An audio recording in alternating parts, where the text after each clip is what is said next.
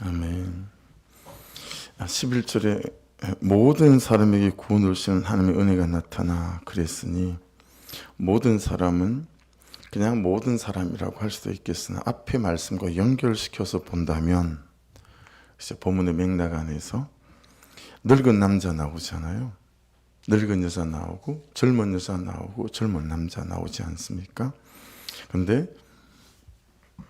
늙은 남자가 어떻죠? 절제하지 않아요. 경건하지 않고 신중하지 않아요. 믿음과 사랑과 인내함이 온전하지도 않아요. 늙은 여자는 어떠하죠? 행실이 거룩하지도 않고요. 맨날 뒤에서 수근거리고 모함해요. 술이 떡이 되어 살고 선한 것이라고는 찾아볼 수가 없고, 그 남편과 자녀를 항상 원망하고 불평해요. 항상 경솔하고요.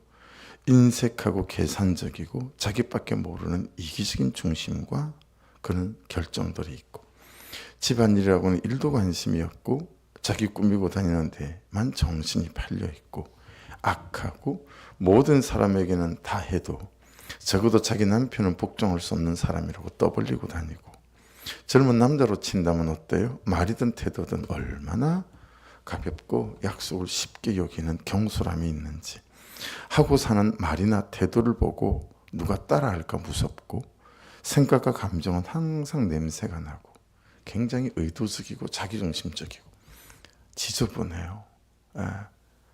옷 입고 다니는 게 지저분하다는 게 아니라 그의 감정이나 생각과 그의 태도가 지저분해요.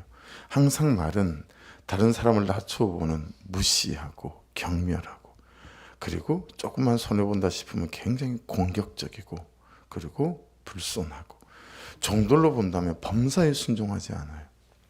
범사에 만나는 주인마다 이는 주인은 처음 봤다고 온 동네방네 떠들고 다니고 자기 일에 돌아보는 일도 없어요.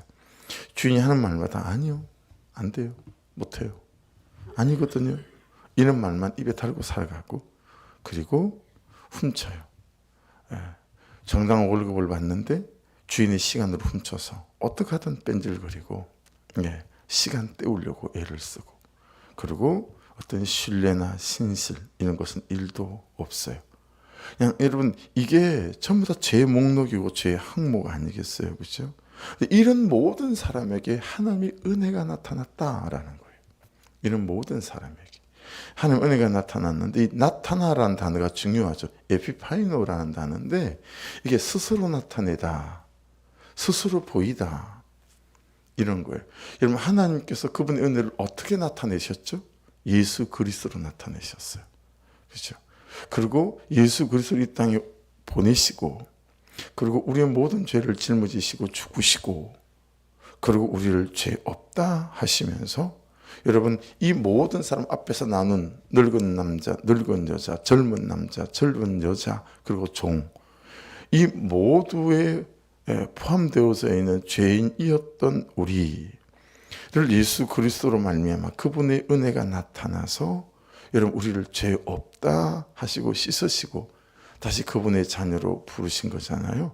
그래서 오늘 본문은 그 하나님의 은혜가 있는데, 그 은혜가 어떻게 우리에게 스스로 나타났는가, 우리의 죄를 죄 없이 하시고 씻어주신 대속의 은총이신 예수 그리스도가 하나님과 우리의 죄로 말미암아 끊어진 모든 길을 다시 열어주신 분, 그 예수 그리스도가 나오고, 근데 그 예수 그리스도라고 하는 분이, 여러분, 요한복음 1장 14절 말씀으로 말씀하면, 그렇죠? 말씀이 육신이 되어 우리 가운데 오셨어요. 그리고 오늘을 사는 우리는 그 말씀이신 예수 그리스도, 그분과 함께 매일의 삶 속에서 함께 말씀대로 예수 그리스도와 함께 걸어가기 원하는 시도와, 그리고 도전과 순종 가운데 우리가 서 있는 거죠.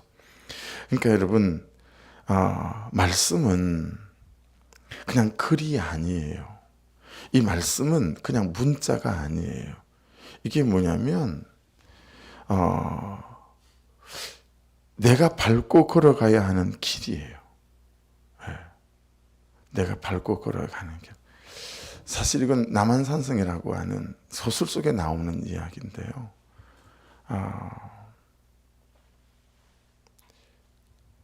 우리가 말씀을 보면서 어떻게 살아야 되는지, 어떻게 해야 되는지, 어떤 게 남편다움인지, 어떤 게 목사다움인지, 어떤 게 그리스도인다움인지 몰라요. 근데 말씀을 통해서 알게 됐어요. 지금도 여러분 디도에게 지금 그런 말씀을 주고, 그리고 그 성도들에게 그런 말씀을 주고, 오늘을 사는 우리에게도 이런 말씀을 주시는 거잖아요. 그래서 어떤 남편이 하나님 말씀하시는 남편다움인지, 어떤 그리스도인이 그리스도인다움인지. 근데 여러분, 단지 문자가 글자가 아니라 우리가 걸어가야 하는 길인데, 말씀은 그 길을 제대로 걸어갈 힘이 없는 거예요. 그런 주제가 못 되는 거예요. 여러분, 그런 주제가 못 되고 엎어지고 자빠지는 그 제자들, 그들에게 야, 예루살렘을 떠나지 말고 오직 아버지 하나님께서 주실 보혜사 성령을 기다려야 된다. 그리고 그들이 마가의 다락방에서 기도할 때 오순절 성령이 임하잖아요. 그러니까 여러분, 성령 하나님은, 보혜사 성령은 어때요? 말씀으로 우리가 걸어가야 될 그 길을 걸어갈 수 있는 은혜와 힘과 능력, 엎어지고 자빠지만 다시 일어날 수 있는 용기, 이것들을 허락하시는 게 보혜사 성령이죠. 오늘 말씀은 그거예요. 그래서 하나님께로 나아가는 길을 열어주신 분 예수 그리스도, 이 주제와, 그리고 하나님께서 열어놓으신 그 구원의 길, 구속의 길을 걸어갈 수 있도록 우리와 함께 하시는 분 보혜사 성령, 그리고 예수 그리스도라는 은혜와 보혜사 성령이라는 은혜를 우리에게 허락하신 하나님, 이 세 가지 주제가 오늘 말씀에 다 함께 들어가 있죠. 그렇죠? 그래서 여러분, 4절 같은 경우에 보시면 3장에 우리 구주 하나님의 자비와 사람 사랑하심이 나타날 때에, 사람 사랑, 그 사람엔 여러분도 포함되어지고, 그리고 이것은 우리 주변에 있는 우리가 복음을 전하고 예배로 초청해야 될 구원의 대상이고 전도의 대상인 사람들이죠. 여러분, 그리스도인의 삶의 모든 결론과 삶의 방향은 영혼 구원에 있습니다. 다른 데 있질 않아요. 그래서 여러분, 정말 은혜는 보상이 아니다라는 거죠. 말씀을 보면 은혜는 우리의 어떤 삶에 대한 보상으로 주어지는 게 아니고, 그리고 은혜는 자격이 아니에요. 은혜는 우리가 어떤 자격을 갖추게 되었을 때 주시는 게 아니고, 그리고 은혜는 조건이 아니에요. 은혜는 우리가 율법이 요구하는 어떤 율법의 조건을 만족시켰을 때 주어지는 게 아니더라라는 거예요.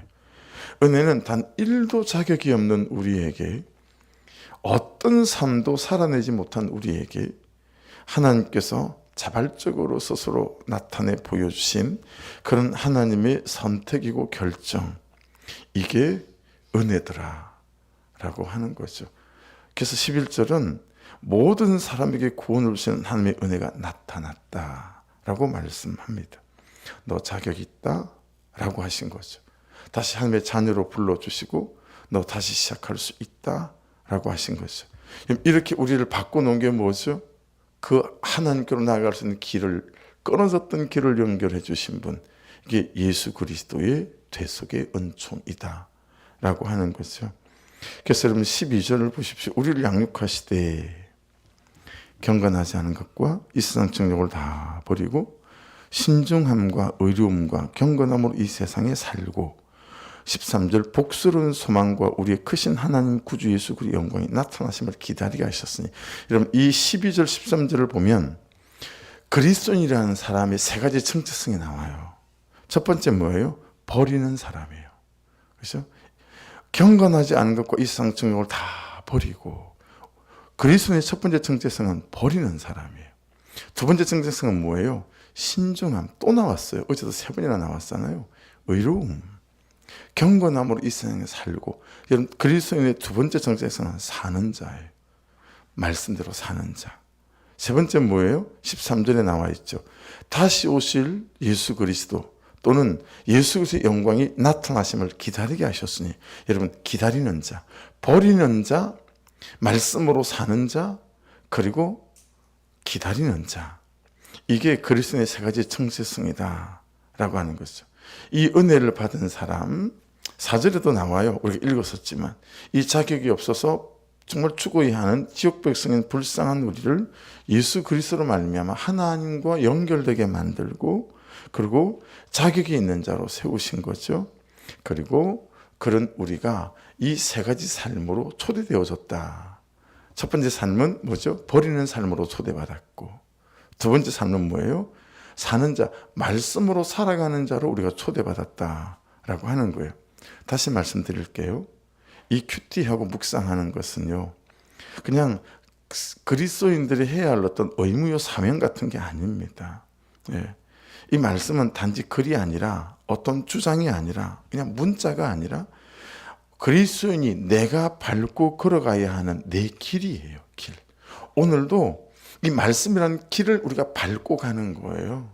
예, 밟고 가는 거예요. 이 길을 따라 사는 거죠.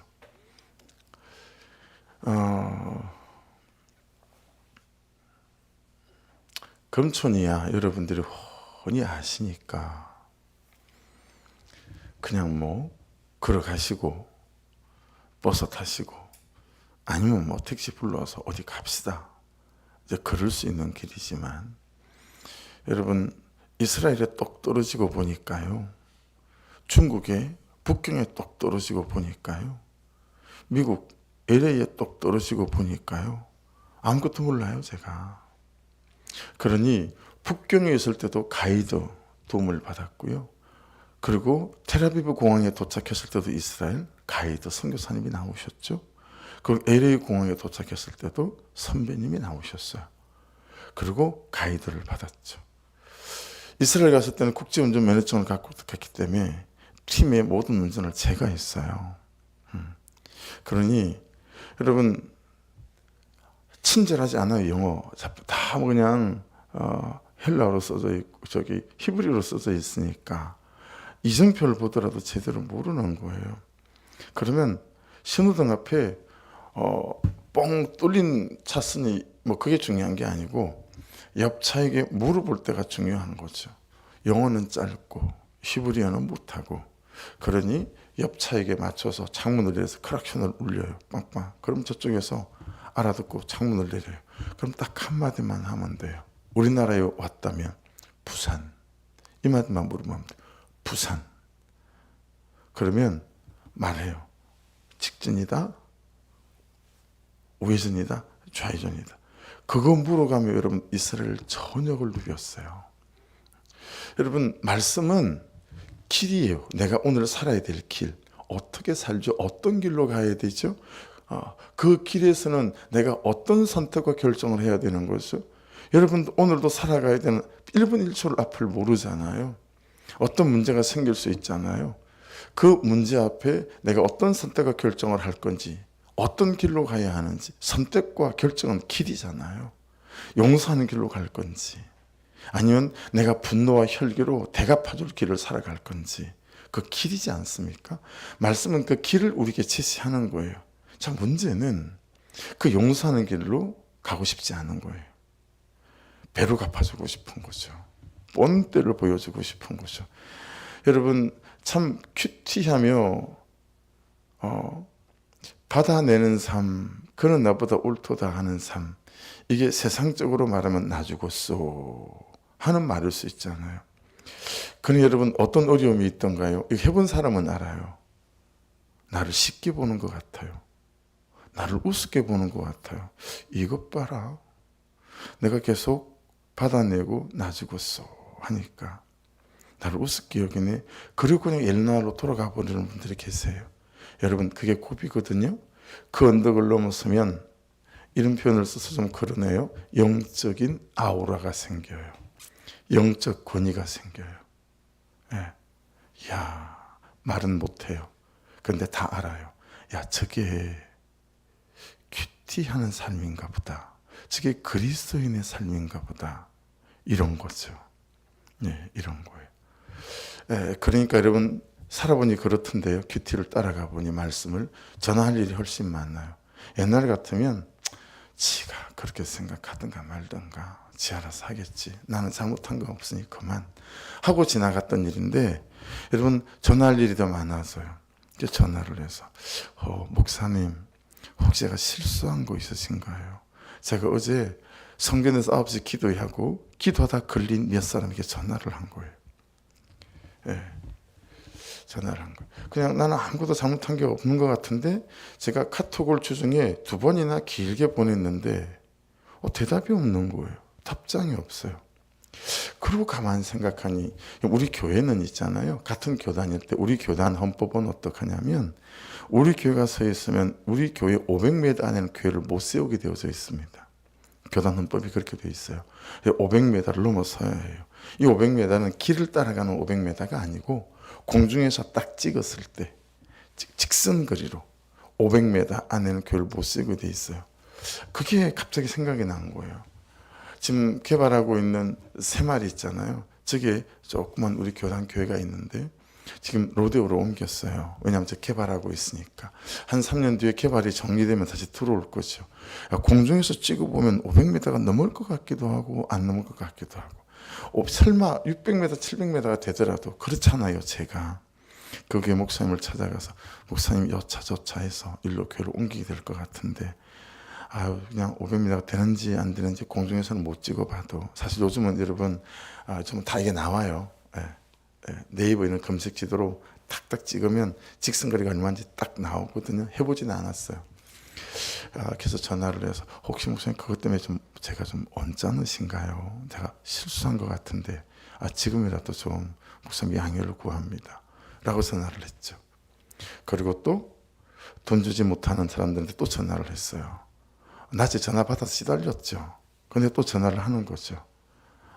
그냥 제가 8시 기도하는 줄 뻔히 아니까 그냥 기도하는데 이런 마음들이 있어서 너무 죄송해서 다시 한번 전화를 드렸다고.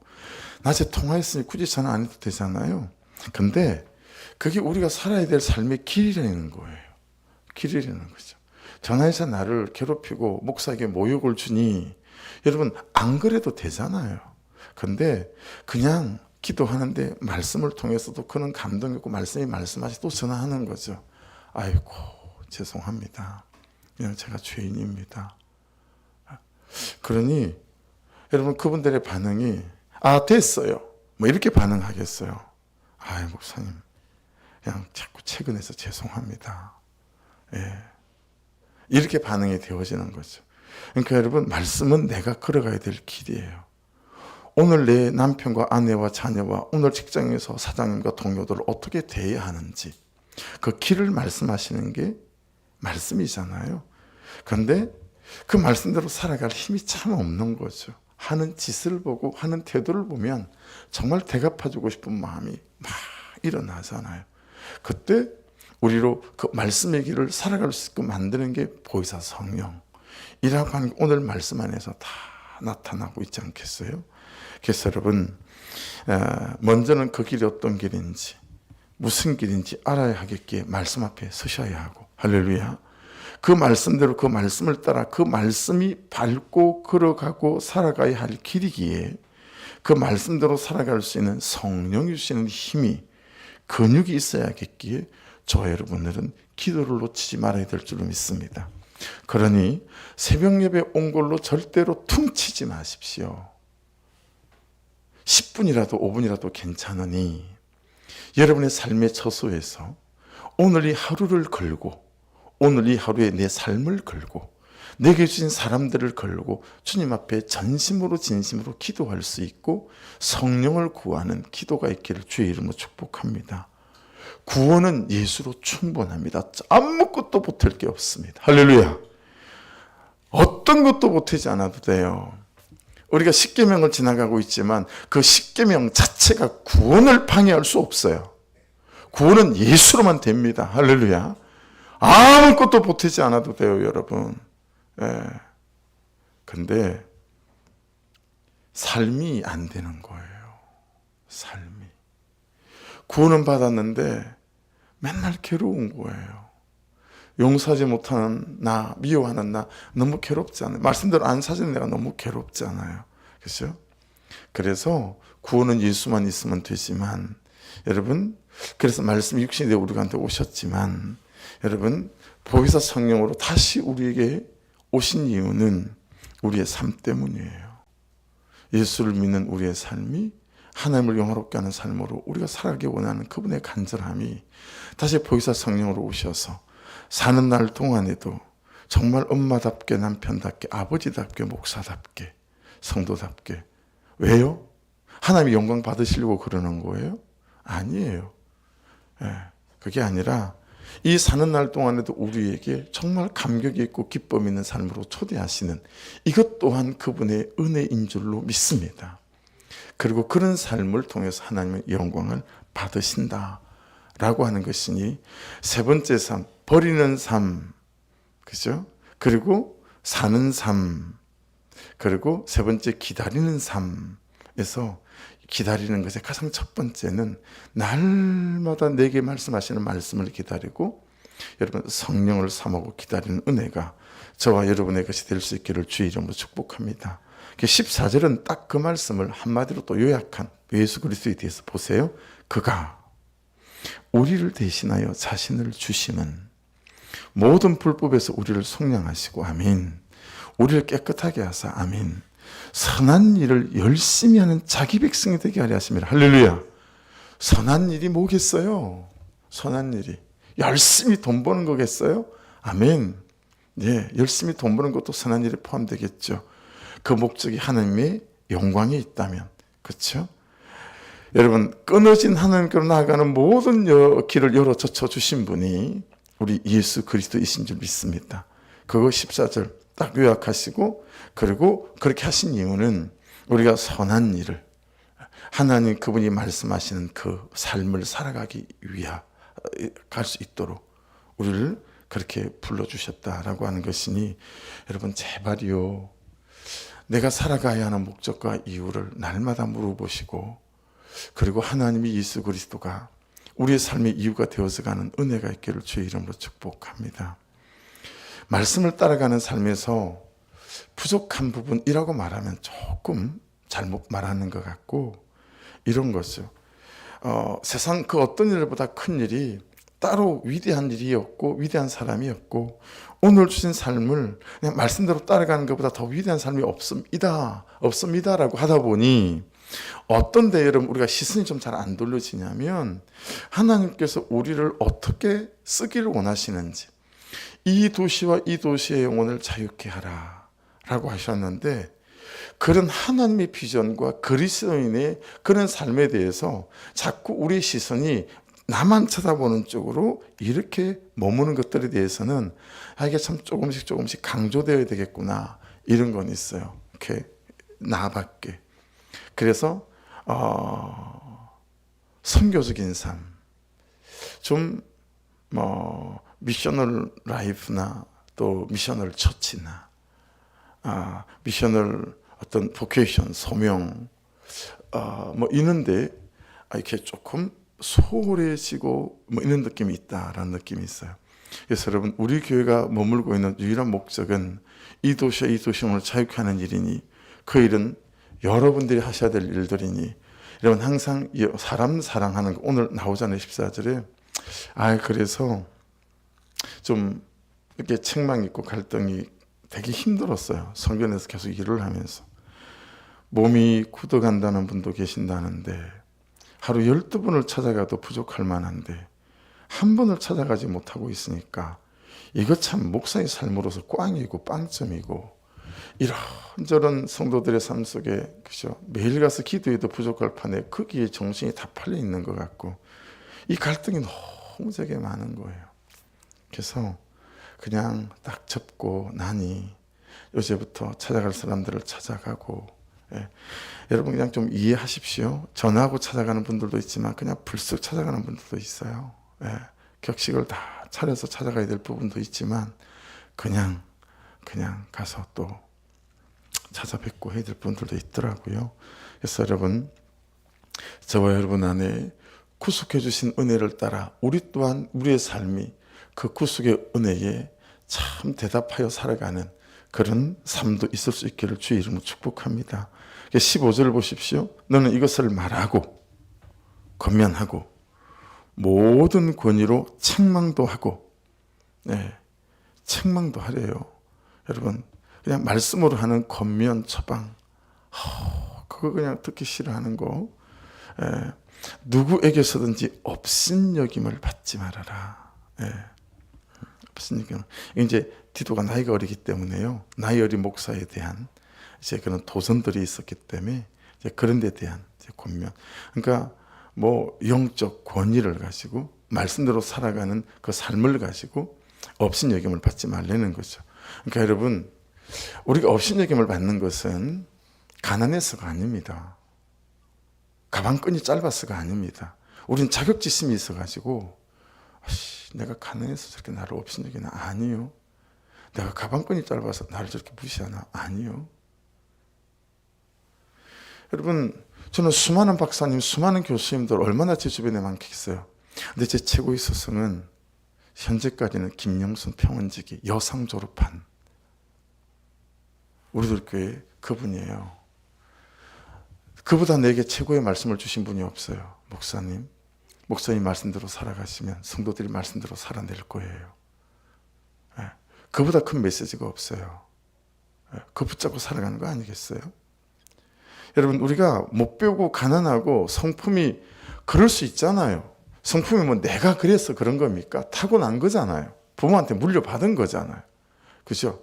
여러분, 머리 안 좋은 거, 여러분 이거 공부 아무나 시키면 안 되겠더라고요. 과학자들이 90%는 부모한테 물려받는 거래요. 자녀 공부 못하는 건 내 탓이, 자녀 탓이 아니에요. 공부 안 해서 그런 게 아니라는 거예요, 그게. 그죠? 여러분, 업신여김 받는 건 그래서 업신여김을 받는 게 아닙니다. 그게 아니라 내가 아무리 어떤 지경에 있더라도 말씀대로 살아가는 몸부림 있는 그 삶은 절대로 업신여김을 받지 않습니다. 사랑하는 사람, 용서하는 사람, 말씀대로 사는 사람은 절대로 업신여김을 받을 수 없습니다. 여러분, 그거 붙잡고 여러분과 제 안에 말씀대로 살아가는 은혜와 힘이 있어 모든 사람에게 귀여김 받는 여러분 그런 삶이 있고 그런 태도와 선택과 결정이 있기를 주의 이름으로 축복합니다. 해서 여러분, 3절 보시면 3장 3절 전에는 어리석은 자요 이런 말씀 나오세요. 6절만 보고 기도하죠. 우리 구주 예수 그리스도로 말미암아 우리에게 그 성령을 풍성히 부어주사. 오늘 말씀에는 성령도 우리 구주 예수 그리스도가 그러셨잖아요. 요한복음 14장에 보혜사 성령을 오실 것을 말씀하시면서 내가 가면 보혜사 성령을 보낼 거라고 그러시잖아요. 그래서 여러분, 오늘 일하는 이 길을 제대로 살게 하실 분은 보혜사 성령, 그분이 우리와 함께 하심으로 위로도 보혜사 성령께 받으시고, 그리고 능력도 그분을 통해서 말씀이 말씀하신 이 우리가 밟고 걸어가야 될 삶이라고 하는 이 길에서 또 성령님의 도우심과 능력과 권세를 덧입어 이 하루도 저와 여러분 안에 참 하나님의 선하신 은혜와 영광이 드러나는 아버지 그분의 은총이 드러나고 우리의 삶을 통해서 하나님께 영광을 받으시는 귀한 날 되시기를 주의 이름으로 축복합니다. 기도하겠습니다. 기도할 때 하나님, 말씀은 단지 글이 아니고 문자가 아니라 내가 살아가야 할 길, 내가 밟고 걸어야 될 길이라고 말씀해 주셨고, 근데 그 길을 살아갈 제대로 힘이 없는 나에게 그 살아갈 힘을 주신 분이 보혜사 성령님이라고 또 말씀해 주셨으니 아버지, 이 하루도 예수 그리스도와 함께 또 보혜사 성령님과 함께 무엇보다 말씀 앞에 서서 내가 어떤 길을 걸어가야 될지 말씀하시는 그 길을 잘 보고 그 선택이라는 길, 결정이라는 길을 통하여 승리하는 인생이 되게 도와주옵소서. 기도하시고 아버지, 셋째 주 이전하기로 했습니다. 우리 성도들의 생각과 마음과 신앙과 기도가 예배가 더 준비되고 지어지는 은혜가 있게 도와주시고 온 교회 안에 부흥의 파도, 예배의 파도, 기도의 파도가, 전도의 파도가, 사람 사랑, 영혼 사랑의 파도가 아버지 하나님 참 불길처럼 일어날 수 있도록 역사해 주시고 아버지, 온전히 없는 재정에 집중하지 않고 안 채워진 성전에 집중하지 않고 살아계신 하나님 그분께 집중하고 살아계신 하나님께서 하실 일에 아버지 집중하며 이때를 아버지 온 성도들이 잘 지나갈 수 있도록 하나님 은혜를 부어 주시옵소서. 주여 한번 부르고 기도드리십시다. 주여.